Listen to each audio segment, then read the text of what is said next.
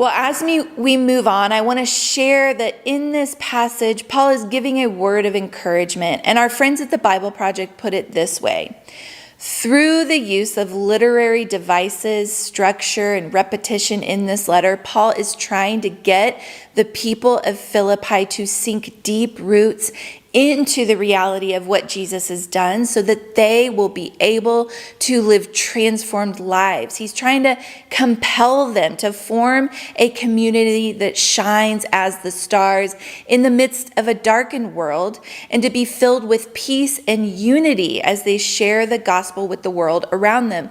This is still so true and relevant to us today. Learning some of these skills we are discussing here can help us build the capacity to be a rare and resilient community who can remain relational in the face of challenge and conflict. So, what does it mean to remain relational and keep the relationship bigger than the problems we encounter between each other? First, we have to understand the basic function of our right brain and our left brain. Now, I'm not a brain science, but we're going to dig in here. Your brain has two sides or two functions, the right side and the left side. And to oversimplify things, we'll say it like this: your right side brain function is largely your relational and creative function. Your left side is rational and your analytical function. Right brain relational, left brain rational. Of course, it's an oversimplification, but it's true that when your right brain is functioning in an attuned or peaceful, rational state with another person, then you are in a great place to not only feel close to that person, but you can engage the rational left hemisphere relationally. You can actually peacefully solve problems together. Now, how could you ever know if your relational circuits are on? Well, you can tell you are in a good relational space with someone when you realize that your left eye is locked onto their left eye in a conversation. It's a weird little physical indication that your whole brain is online with the person that you are with. We here at the Gathering Network call this being left eye to left eye. You might hear us say that a lot. This physical indication matters because when we get triggered by something someone says or does, our bodies tend to feel something like an emotional flush or like a solar flare of a big negative emotion. When that happens, our right brain function typically goes offline like a switch that's being flipped, and we lose our attunement. We lose our left eye to left eye contact, and then we lose the capacity to remain relational. And when the feelings are particularly big, the person we are with becomes very quickly not a person to relate to, but a problem to be solved or dealt with. Well, it begs a question: what are the signs that you've shut down relationally? The first is you don't like being around someone you normally like. Second, you just want to make that person, or the problem go away. You don't want to deal with it. You want to avoid it. Third, your mind gets locked onto something upsetting or what we call the problem, and you can't get out of it. Fourth, you become aggressive in the way you interrogate or judge or try to fix the person you're in conflict with. Fifth, a big one, you don't want to make eye contact. You avoid it at all costs. And sixth, you feel like it's their fault if they get hurt by something you do or say. Now, one central thought in keeping relationships bigger than problems, and this is something that I have had to learn the hard way in the last 5 years, you cannot change someone else's mind or make them see your side in conflict. If that is your goal, then it will always end up in disappointment, and you might need to pause and reflect on your own experience with that. It's been a big part of my own relational learning curve. So, on the flip side of all this, what are some relational strategies that we can start to practice?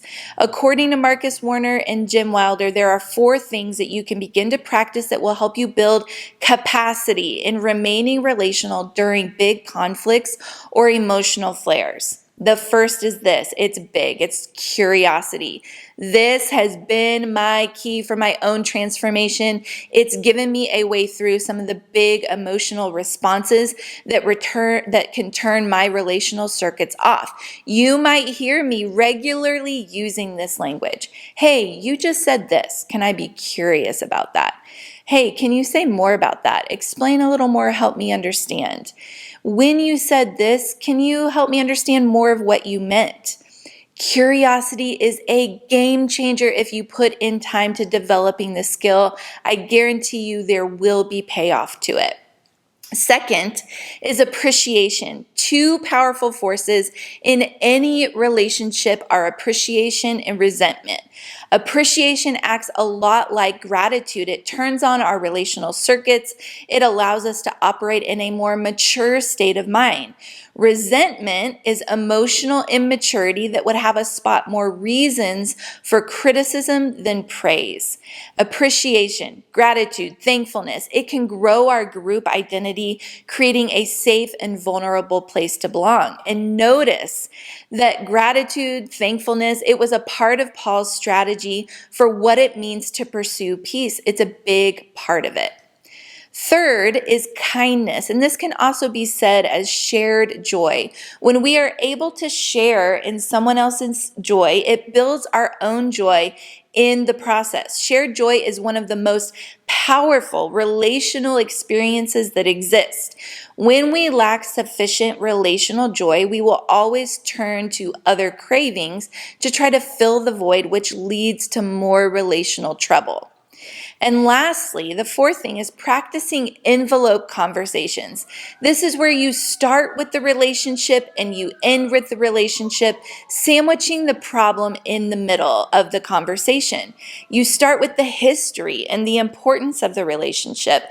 Then you discuss the problem, and then you end with the reassurance with each other and the hope that the relationship will be stronger once the problem is solved.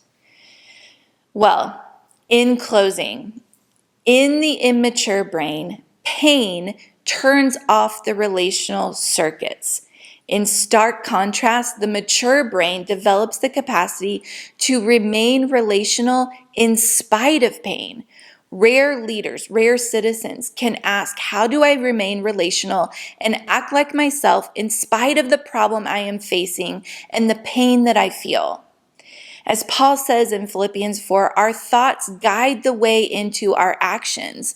When we can build our skills around remaining relational in the midst of pain and challenging conflicts, we produce the kind of life that not only speaks of the good news of Jesus, but actually practices it as well.